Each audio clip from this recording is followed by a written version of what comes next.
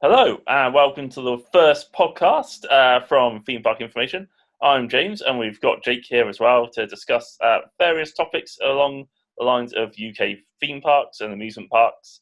Now, we haven't been to all of them, but we've been to quite a few. So, welcome, Jakey. Would you like to say anything about yourself for the video? Yeah, all right, mate. Yeah, I think what we're trying to get from this sort of podcast sort of thing, just for you guys, sort of thing, is to sort of say, sort of let you know a little bit more about ourselves, sort of what we think about different parks around the world and to the ones we've been to, and really we want to sort of make this a bit more of a discussion sort of thing. So if people want to actually interact and sort of leave comments down below and that to engage with us sort of thing, we can sort of make this a bit more of a sort of two-way talk sort of thing. But yeah, I think, like I'm saying, we're sort of discussing about UK parks today, and but I think what we'll do to start with is sort of we'll bring up the sort of how we got into sort of parks. So a lot of the I think I wasn't sort of into theme parks a lot when I was sort of growing up, sort of thing. I think the sort of first times I sort of was there was about 10 when I went to sort of Disneyland in Orlando. Did you ever go to Disneyland at all, or Paris or anything like that? I went to Disneyland Paris, but not when I was like young. I went like when I was in my teens, and I went to like the one in Florida when I was like in my 20s. So I didn't have those magical kid moments growing up, I'm afraid. I tended to go to like UK parks when I was growing up, like Legoland to start with, and like Alton Towers and Chessington World of Adventure, the ones I remember going to. Yeah, so I sort of remember starting to go to there, but being younger, we sort of it got me sort of into the sort of the world of sort of theme parks for sort of Disney, going on to those type of rides. But I wouldn't say I was ever a roller coaster enthusiast sort of thing from that point, but I was generally at that age, you're not normally tall enough to go on a lot of the, shall we say, more intense roller coaster rides, but a lot of the sort of more themed and sort of Immersive. Yeah, immersive. I think that's probably the best way of describing it. The sort of ride. So I remember like things like the Terminator 2 ride, which only closed recently, apparently, sort of thing. So it's pretty wicked. You mean the one at Universal? Yeah, that one was. Yeah, that was pretty cool, from what I remember. That was a cool ride. Did they have it in Paris? No, because it's Universal, Jakey. Oh yeah. Knowledge off the vat here. As you can see, the sort of the depths and depths of my knowledge will cut out. But yeah, but those are sort of ones that was there. But sort of what was your sort of first sort of rides and all that when you were? Oh God.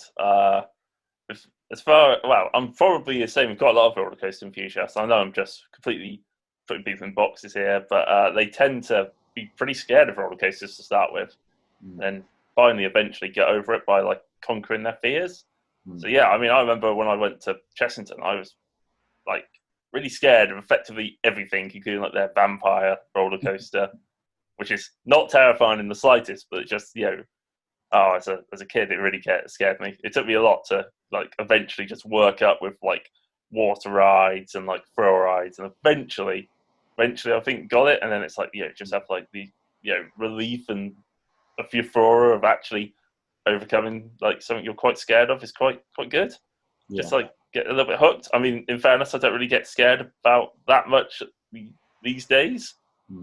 Just need to like so like there needs to be a quick edit to like a really tall drop tower where it's like so most of it was from UK parks, so like stuff like Alton Towers, Legoland, Chessington. Thorpe Park and such. But yeah, eventually, like I would say, they're probably like when I first from the years like 2000, 2001, I was quite scared. Yeah. And then like 2002, I remember effectively just going on loads of stuff. So yeah, I remember sort of that's the thing. I sort of because it was about sort of between sort of 97 and 99 that I been to like Orlando a couple of times, sort of thing, to sort of do a lot of the parks there, sort of thing. Then it was, I remember once going to like Legoland, then like once going to like Chessington, I think, sort of thing. But I have to say, I don't really remember that much from both of them. I mean, I've been to Legoland sort of recently with like nephews and nieces, but it's I do not remember Chessington at all, although I know I have been there because I remember Vampire. yeah, Vampire's pretty iconic in fairness at Chesterton. I haven't been to Legoland for God knows how long. Like, I think I last went in like, I think maybe 2002-ish, maybe? Yeah. It's been ages, so I can't really remember the park. I remember the dragon being really cool. Yeah. Because it's like and Pirate Falls, I think. Yeah. It's pretty sweet as well. Nice. No, I can't. But what was the thing? But I think then sort of the next one I think would have been when we actually started to know each other, sort of thing. Because I think was it your parents or was it? No, it must have been your parents that must have drove us to Drayton Manor. They did, yeah. My parents happen to really like theme parks as well, so we happen to have like a season pass for the then Two Swords parks. Yeah. So now Merlin. So we tended to, even though I was really scared, I didn't actually really go on that much Alton Towers or anything like that. We tended to go quite often. Yeah. And yeah, like one of the parks we obviously, branching out a little bit, we went to Drayton Manor, which was amazing. Like I was such a soft spot for Drayton Manor. Yeah. Because I do think that's probably where I started to actually get my love of roller coasters, as I think would be Shockwave. I think that would be the. I think that would have been the ride that actually got me, like, starting to be hooked on things. It's not like the first roller coaster I've ever been on, but all of them would have been very tame, sort of mind trainy, like, sort of kiddie coaster type one sort of thing. But like Shockwave, I think is probably like one of the first ones that would have been, sort of considered an actual step up into a sort of a more mainstream type of roller coaster. And I think from there, I think that's where it sort of grew and got a sort of taste for it, because it's after we started to go to those type of parks, so then we then sort of go up to Alton Towers and things like that, and Thorpe Park, really. Yeah. Okay, but yeah, I think that's it. I think from there you just sort of it's a really weird sort of experience. I think from where we've obviously where we are now, sort of thing, and been to quite a few different countries and different continents to go to different coasters, sort of thing, from starting in like the UK, because the UK is very funny like that, because it's got such heritage with a lot of these roller coasters, but as soon as you start to step out of the UK, you sort of actually realise that we're kind of I don't know whether it's harsh to say, but I feel like we're lacking behind sometimes with some of the roller coasters from around the world. Because don't get me wrong, we do have some really good coasters. So I can't, especially compared to some countries where they have very little to none, sort of thing. So I'm not going to complain too hard, sort of thing. But I do think sort of regulations and sort of the councils and things like that are sort of really hindering the sort of what roller coasters could be built in UK parks, sort of thing. Yeah, just imagine Alton Towers without like their treetop height limit or the noise complaints they get and stuff like that. I mean, obviously, don't forget we do have to take into consideration obviously people who live near the parks as well. But I would also Yeah, don't forget as well UK theme parks. One of their biggest problems is how long they're open for. They tend to, their operating hours tend to be from like 10 to like 5 and stuff like that, which is, especially in the US, is just really weird. yeah. Or even in like Sweden and stuff like that, it was like miles off. It was just like, It's just I just find it hard to see sometimes because it's sort of yeah, you go because you know I do like obviously I do appreciate the sort of surrounding like sort of housings and things like that, but a lot of them seem to be have added later after the sort of the park was established, and you're like, well, I don't know what you're expecting, sort of things. A bit like building on a floodplain and complaining that it floods. It's like, well, yeah, a yes, little bit. thanks. But yeah, it's. But I don't want to draw too many on the negative sort of thing because although we do have quite a lot of rules in that, it has made UK coasters very creative and what is Yeah, actually yeah. done well. We definitely tend to get a lot of like world firsts Yes. stuff like that in the UK. It's like first like B&M flying coaster stuff like that. First roller coaster I think with a drop track in 13, I believe. Could be. A little bit of research has been really helpful for this very very technical, factual bit, but I'm pretty sure. I know Oblivion's like obviously the world's first B&M vertical drop coaster as well. So and obviously we do have some record-breaking coasters as well. So like Smiler, most inversions, still is no one's come anywhere near beating it. Yeah. So I think that's the thing. I tend the UK seems to be a bit like a testing ground. We tend to get like quite a few really interesting coasters, but they tend to be like a little bit on the short side. They tend to be a little bit like like they seem to be then done better somewhere else, Yeah. mainly in the US. Yeah, they do. They do seem like the sort of the beta tests of Yeah, before they go away, sort of thing. Which I do think, which sometimes I think it's good because we do get some really good coasters because of it. But then I do think it comes at our detriment sometimes because the thing is, it's like it's really good when it initially comes out, but I do think it sort of starts to lack as soon as you've been on everything else, sort of thing. Really, yeah. because it's you do get that. You take Air, and it's like that's a pretty good roller coaster when it came out. It was really unique, interesting, and then you go on like something like Tatsu, and you're like, oh dear, or like any of the Superman flying coasters. Yeah. That I know you personally love, Oh, yeah. but yeah, they just blow it completely out the water. And yes, I did call it Air, and not like. Yes, it will Oh, be. it's just Air to me. I can't be bothered. Yeah. They did hardly any changes to it. Well, essentially, the thing that's changed is the bit that they've pretty much knocked on the head anyway, sort of thing. So it might as well just be called Air. So It might be. I liked Air. I liked it.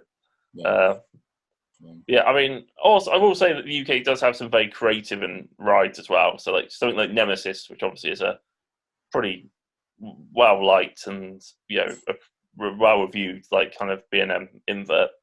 And what makes it so good is just the creativity in it to effectively, well, you can't build it normally because of our rules and regulations, as we said earlier. So we're digging into a huge pit and has a really well themed kind of story behind it. And it's like, that works perfectly. It's a really good ride. I think it's a yeah, bit short. I think a lot of UK roller coasters fall into that as well.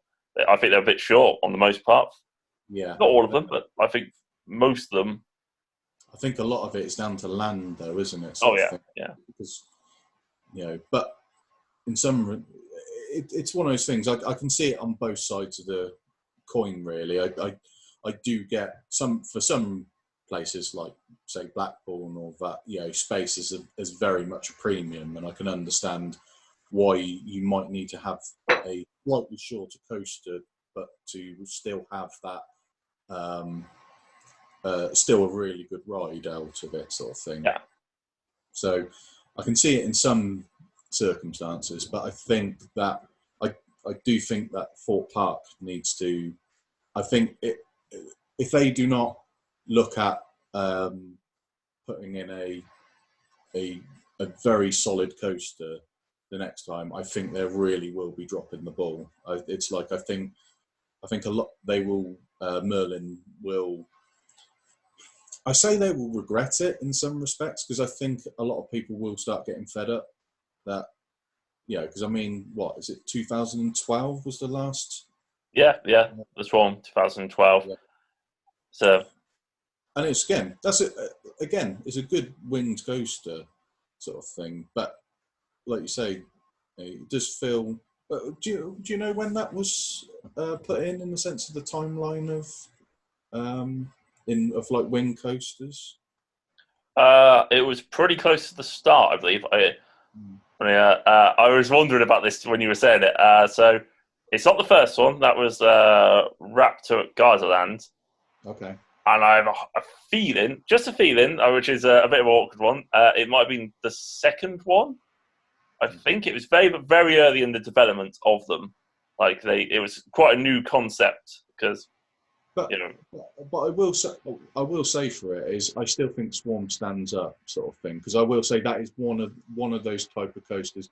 Although there have been there's better wing coasters since, which you kind of hope so, in the sense of progression.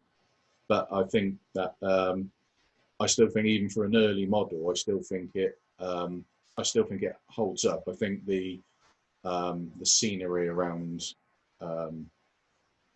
Swarm makes it exciting to go through and see, and it sort of has those sort of near miss elements that still work even now, I think. Yeah, it's a really well themed ride. Like the crashed airplane you go through is really sweet. Yes. I think it was the first one to have like a ring over drop, like the start bit, as you go up the lift hill, and that's like such a good element on those rides. You're just like hanging over there, like, and it makes such a difference which side you sit on for that as well. So like, yeah, I mean it's a solid roller coaster. Don't get me wrong, but they probably need to be adding something sooner or later. I think. I mean they have a pretty balanced lineup overall.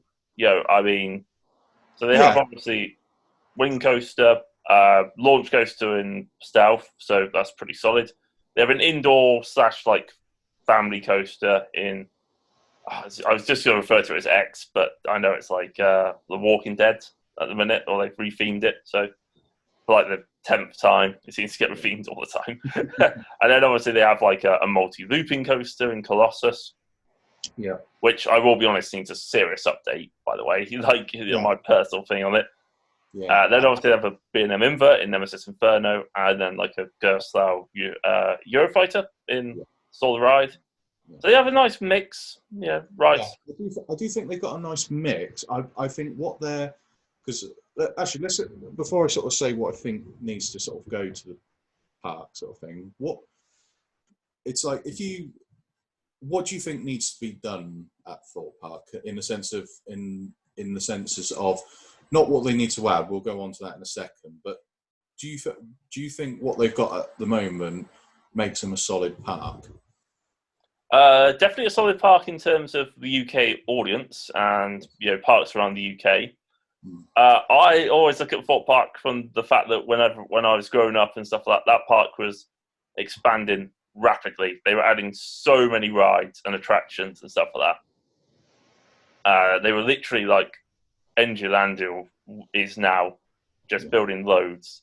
And I will be honest, I think what's really hurt the park is that they seem to be like going backwards. They've been removing more rides than they've been adding, and the rides they've been removing have been some of my personal favourites at the park. So like Loggers Leap, can't go on that anymore. Slammer, which I actually really loved, that's gone. It's a bit of a shame. Like they seem to be getting quite poor investment for the park. Yeah, it's still a good park. It's still I'd still go to it, but I think my main thing that I've always thought about Thorpe Park is they've got a solid line of coasters, but they've got nothing. They've got nothing that's world beating. There's nothing that I don't think there is. I don't necessarily think there's anything there that is it's sort of like if you sort of like said to the anyone that didn't live in the UK, if they sort of came to they came to the UK and then they sort of went, right, like what do I want to go to see, sort of thing. They probably are going to go to Thorpe Park if they've if you've never been here before. But if you said you came back a second time, is there anything that you sort of think, oh, I really need to go back to Thorpe Park to ride that again? Not in terms of the roller coasters, and probably not. I mean, when Colossus first opened, it was obviously a record-breaking coaster, so I could kind of half understand that being it. But obviously, that's aged pretty poorly. Yes. See, do you think Colossus is? Do you reckon the problems are the trains, or do you reckon the problem is in the layout? I think it has a solid layout. I mean, it has been improved upon. Yeah. If you were to look at, I think we might not get to it yet, but like Flamingoland have effectively built a clone of it. I mean, for some reason, but it's slightly different. It looks like it has a better first drop, and stuff like that. So they have improved upon it. Yeah. But I think the trains could really do with updating. I think, for example, and I know people might disagree. I think they could maybe do with some like the MAC trains that obviously just have it where you have effectively a lap bar which comes down over the sides. Yeah. So stuff like Helix, Icon, I reckon it would do. Those sort of trains would be really good, really nice and open. Yeah. It could really do with probably a bit of like an update and stuff like that. I know, that's probably the one of the things. It's got a solid enough layout. There's some really good moments in it. Yeah, I think you're completely correct. I think it's the trains that let Colossus down badly. I think because I didn't really think about it like that. I think I like a train like Icons, obviously the Mac one would be fantastic because, like you say, it's got that. It's plenty enough that you still feel secure in your seat, but it gives you that freedom of your top half to sort of just let yourself, move around, which is obviously the bit that's thrilling. Because especially with the sort of, it's not barrel roll, is it? What is it? Barrel roll, the last bit of it, or is it the? They're all Heartline rolls. Heartline rolls. Colossus. So your heart. The Heartline, I think, would be very sweet with those type of. Yeah. That'd be. You get some serious hang time with the lap bar. It probably, and you probably get quite a bit of airtime over the there's one airtime hill in it. Yes. You probably get some airtime there. Yeah, and I think with just a small, because I agree that I think the because obviously trains are expensive, sort of. As a thing. But I think in terms of an investment where they've breathed new life into an older ride, I think it's sort of because what they sort of say about, is it about £1 million a train roughly?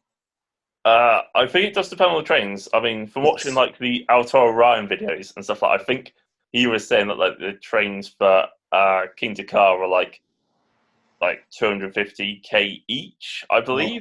Oh, I thought they were quite expensive. I think they might have been like a lot altogether, but well, let's say they were 500,000 then, just as a just to sort of, let's put it somewhere between the two sort of things. Say they're 500,000 sort of thing, and they've got probably 3 trains. I think it has 2 because it only has. It doesn't have that many block sections because it obviously has a station. But I mean for like including spares, or is it literally just 2? I believe it's just the 2, but obviously, I mean, I don't work at Thorpe Park, so I can't tell you exactly how many trains it has. I mean, I've only ever seen it one train for like the last year, several visits I've had. So, so shall we say then, as a let's just say it's either going to be, between our estimates, it's either going to be between $1 million and $2 million, sort of thing. I reckon it'd be slightly cheaper, but probably this is in about worst $500,000, I reckon. to But like this is replace the trains. this is worst case scenario though. Oh yeah, yeah. So say 2 million for the just it gives everything maybe like a good lick of paint and that type Yeah. of stuff. And, So yeah, lick of paint, some retheming, maybe some stuff like new trains, maybe new. You probably have to get a new operating system. So yeah, but the thing is, but if you're going to do that, shall we say it was, even if you said it was about 5 million, right?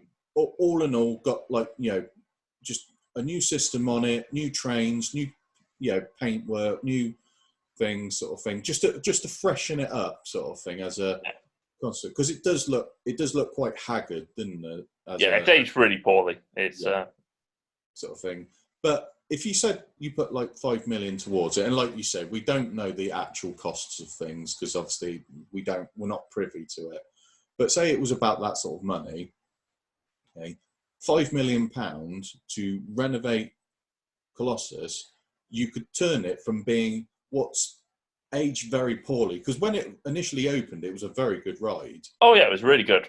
Like I remember going on it on the members opening day, when people had this season ticket for it, and being really impressed by it. It was a really good ride. And this is the thing. Made me feel old. But like if you sort of like say with that, you could do the it just means that with it all, you're going to get this brand new sort of experience on it, and it's going to make people want to ride it again, I think, sort of thing, because there's a lot of people that don't think it's quite average now, sort of thing. And I think you change the experience quite dramatically on that ride. I think it'd be a really nice update for the park to do. Yeah. And seeing if they're not going to build any new roller coasters, then they might as well improve the ones they've got. Yes. So. Yeah, and I do think that is the case with those ones. And so let's go with that then, sort of thing. Actually, no, we'll do that in another podcast of thing. I'll look at writing that down. But yeah, so with Alton Towers sort of thing, what's your sort of experience in just in general with Alton Towers? Okay. Overall, I like Alton Towers. It's a nice big park. It does have quite a lot of rides and attractions. It has some really good roller coasters. It's actually a really picturesque park with like the gardens, and as I said, like Nemesis is probably the best ride I've been on in the UK. Huge fan of that. I do think it has some weak coasters, or some coasters that I don't have a hugely high opinion of, which would go very much against the grain of what most people think. And I've usually reviewed those coasters on my channel already, so self plug time, set a little bit of staff marketing. You could go check those out.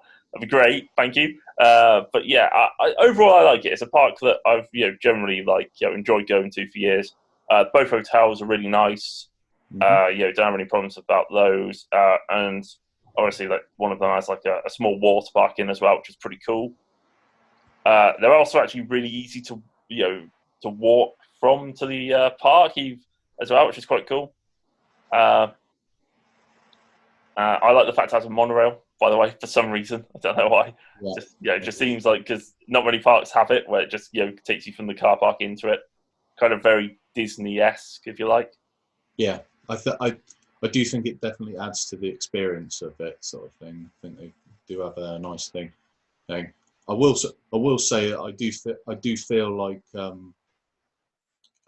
I know logistically it might be a bit of a pain in the ass, but I do wonder sometimes whether it'd be interesting if they made another entrance into the park, sort of thing. Yeah, I mean, you could have maybe seen that when they originally built like Air, because obviously that was right up against that car park, like all the way at the end of the park, and they didn't do it then. So Potentially. I mean, it would be cool. I mean, as I said, technically you can enter through the hotel, which is a bit of a walk, and obviously the main entrance you get the monorail, or walk. As it happens, walking from there to the park entrance is actually a pretty easy one to do. Yeah.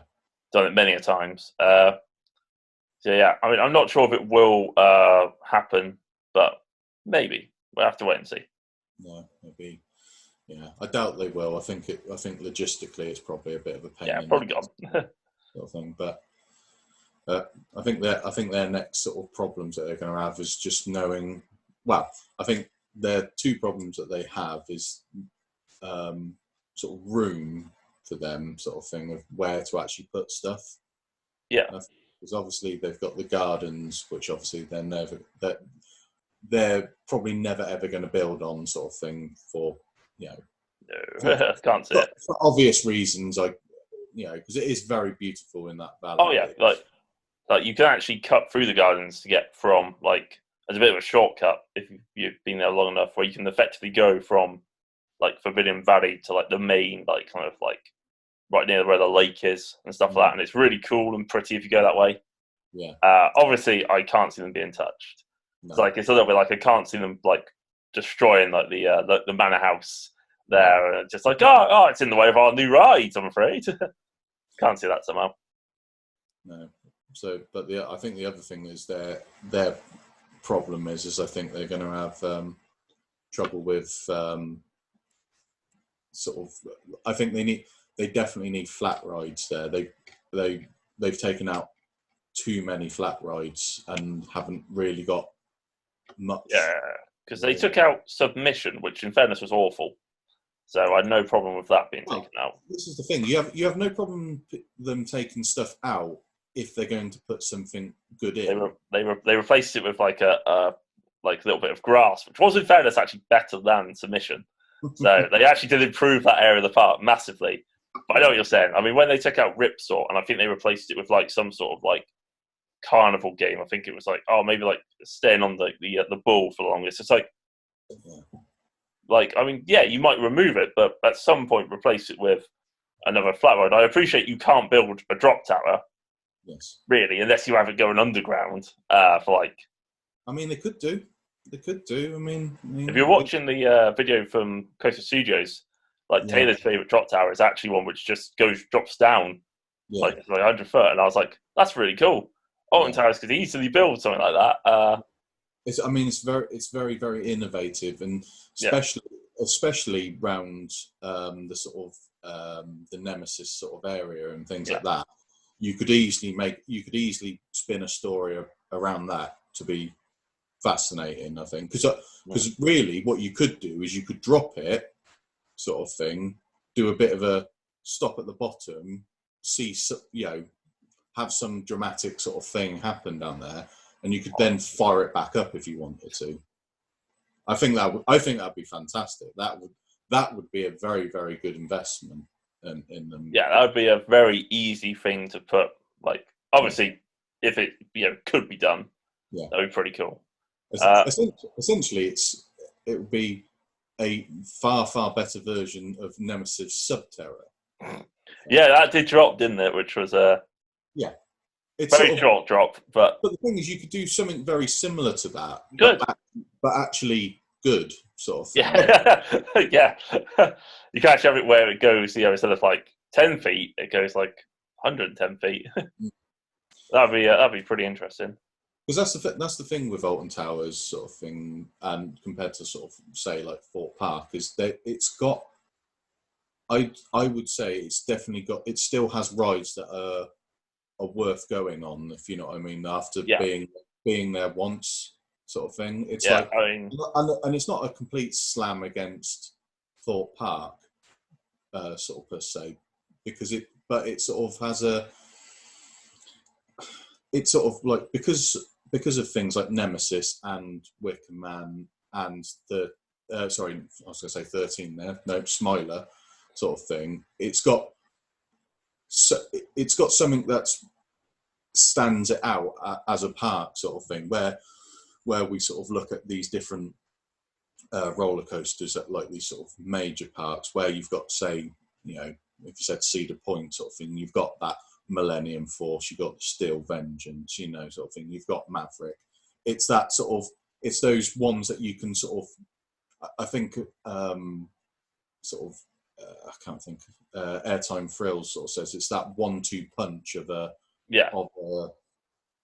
like a park where, like, a 1-2 for Nemesis and Smiler sort of thing is very good for Alton Towers. But for me, I've really struggled to think what is the 1-2 punch for Thorpe Park. Probably the Swarm would probably be one. Probably, yeah. And I'd probably say Saw the Ride as a second. But probably, it's sort of probably because it's like, because I think a lot of those coasters are very sort of, they're sort of round about the same sort of things. There's nothing that stands out. No. I don't think. I think Swarm is probably one of them. I do agree. But I think because there's a lot of people that don't really rate Saw. So they would probably say, they might say Nemesis Inferno, or they might say Colossus, or something like that. But what's the launch coaster? Stealth. Because this is the thing. Like, some people probably would say Stealth because a lot of people really like it, sort of thing. So there's no sort of definitive one. I don't know. I mean, what do you think? I don't know. I've always had a bit of a soft spot for Saw the Ride personally, and actually Nemesis Inferno. I think they're both pretty good. I mean, I agree. I really like Saw. I think it's very underrated. I feel people judge it too harshly. I think it's a very. I think Nemesis Inferno is the most harshly judged ride probably in the entire country. Probably because it's called Nemesis Inferno. Yes, I would agree with that. But it's one of those things that you kind of. It's like, the thing is, if it was a ride that's not that. If you sort of said it was, nothing. If it was a ride that was sort of just known at another park, and it's kind of like, oh yeah, cool, sort of thing. Say it was, I don't know, say it was 13 or whatever sort of thing, and it was like another 13 thing. I don't think anyone like 13 Inferno, essentially, sort of thing. I don't think anyone would really care, but because Nemesis is such an icon of a roller coaster, it's kind of like people just go, like, why are you trying to hang off the coattails of Nemesis, sort of thing? Because it will always be its little brother, wouldn't it? It can't stand on its own things. But like, I agree. I mean, it's a perfectly good coaster in its own right, but it's just not Nemesis, is it? So yeah, but yeah, I think that was a good start though for. Yeah. We talked about some of the parks in the UK, like mainly Thorpe Park. Yeah, I think we did get bogged down a little bit on talking about things, but that's the thing. It goes sort of thing. But we can have a part 2 where we talk about things like Oakwood, Blackpool Pleasure Beach, Stretton Manor. Yeah, well, we'll talk about those because we'll talk about one that goes like because we'll sort of talk about the ones that we've been to, and then we'll do another one of the sort of parks, maybe even in that one of parks which we intend to go and where we'd like to go in the UK, because there's a lot more really good roller coasters about that we just haven't got round to. Which till this lockdown's over and we're allowed to travel. Yeah, they're like, woo! So that's great, sort of thing. But if anyone's got any sort of suggestions of things they want to have us talk about, or if they got sort of any questions for us, sort of thing, just write them down in the comments below, and we'll have a bit more of a conversation about it. I think that'd be sweet. And also, Jakey, cheers for us picking the subject. Well, I don't have any pictures to cover over the top of us talking. Good. I don't know what to have. Maybe something completely unrelated. We'll find out, at least anyway. I have to have a look. It might just have to be like a little still image or something like that. But yeah, cheers. It's like we're going to talk about UK parks. Great, just like I have loads of pictures of US and like pictures from like Dubai and stuff like that from when we went there. But no, I haven't gone to a UK park for some time. We're going to pick that as a topic.